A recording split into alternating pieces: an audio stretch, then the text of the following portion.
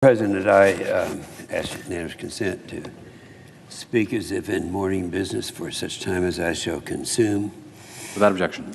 Thank you very much. I think with Christmas right around the corner, I can't think of a more appropriate time to deliver a short message here.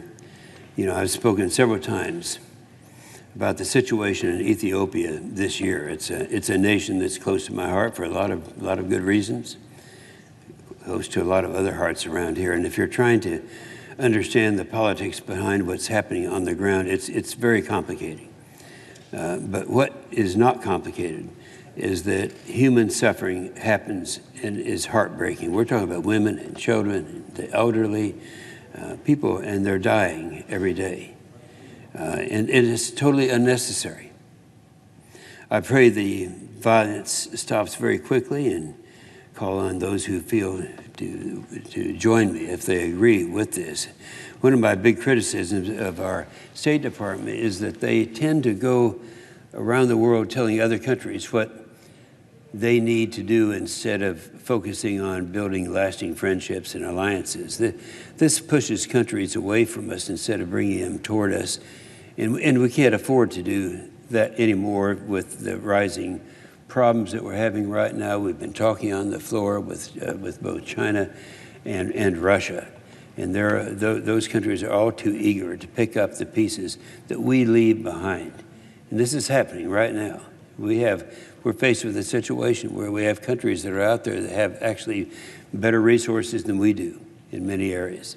And unfortunately, this is exactly what the Biden administration is doing in Ethiopia, because Ethiopia has been unable to resolve its internal challenges quick enough for the administration.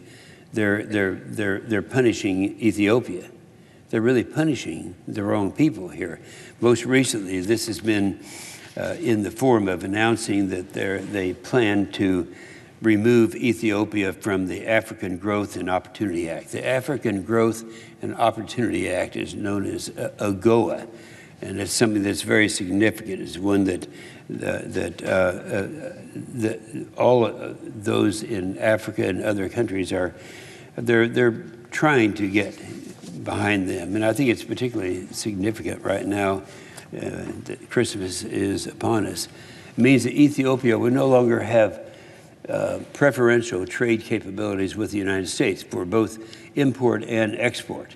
Now, this is devastating to a nation that's been such a great partner over the years. Ethiopia has always, ever since it came back during the Meles administration, and we kicked communists out with the help of that administration. It's been our friend ever since then. Ethiopia has long been one of our last trading partners in Africa, in part because its airline has a majority of Boeing fleet. And because of that, many planes across the continent are being maintained in Ethiopia. This flippant action makes our other partners doubt our commitment and pulls the rug out from under many American businesses that have decided to make investments in Ethiopia instead of other countries in places around the world like Southeast Asia.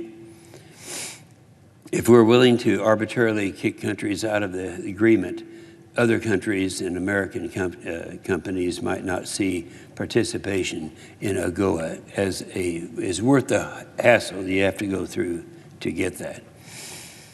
Every time we do something like this, we leave a vacuum that China only is too eager to fulfill.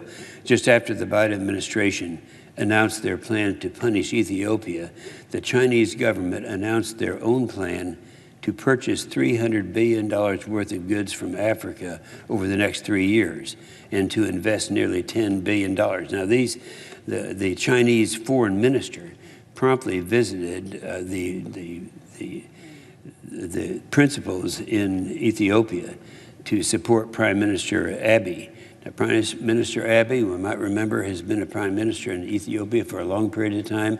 I can remember standing many years ago on this floor and lauding the virtues of him and what he has done for this country, and the fact that he could be arguably the best educated prime minister in that country. at any time. He didn't mention a word about the international challenges that he faces. They were there to support him democratically. We're talking about the Chinese now.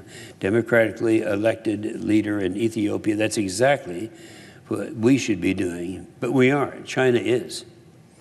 We know that China and Russia are encroaching through Africa. They want nothing more than to create a division between the United States and Ethiopia and in countries across the continent. And the good news is, if you can call it that, there is time before the Biden administration cancels AGOA benefits, and that would be for Ethiopia on January 1st. But the door is closing, and January 1st is on us now. So the Biden administration should take real steps to undoing the sanctions against the democratically elected government of Ethiopia and roll back the termination of AGOA benefits. And that would make a much happier Christmas for us and for Ethiopia. And with that, I yield the floor. I suggest